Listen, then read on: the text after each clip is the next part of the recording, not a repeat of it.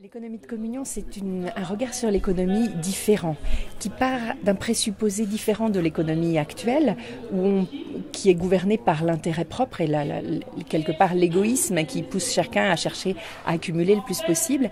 L'économie de communion croit au contraire que l'économie est appelée à être un espace d'avantage de réciprocité, où on cherche chacun l'avantage de tous. Et donc c'est une économie qui croit que la première richesse est la relation, la communion précisément entre nous, et bien plus que le profit. Le profit n'est qu'un instrument, mais ne peut pas être la finalité de l'économie et de l'entreprise.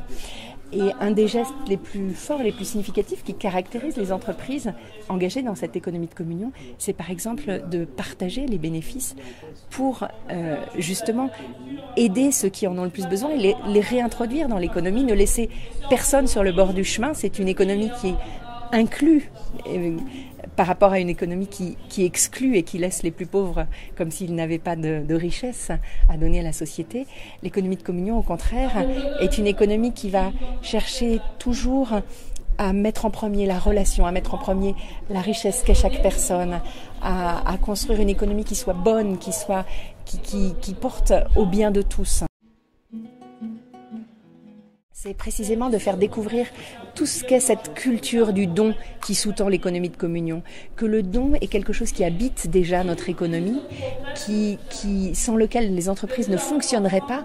Si vous mettiez pas tout votre cœur dans votre travail et dans la manière dont vous faites cette interview, et bien évidemment, ça n'aurait pas du tout le même résultat. Et bien finalement, chacun d'entre nous donne de soi dans son travail, et ça, nous devons le reconnaître, le valoriser, parce que c'est ce qu'il y a de plus précieux dans notre économie. Alors qu'au contraire, l'économie semble vouloir nier ça. L'économie dominante aujourd'hui du monde semble vouloir dire que la seule chose qui existe, c'est d'écraser l'autre, c'est la compétition, c'est de tirer profit au maximum de l'autre. Au contraire, tirer profit de tout ce que nous pouvons faire ensemble pour un bien plus grand.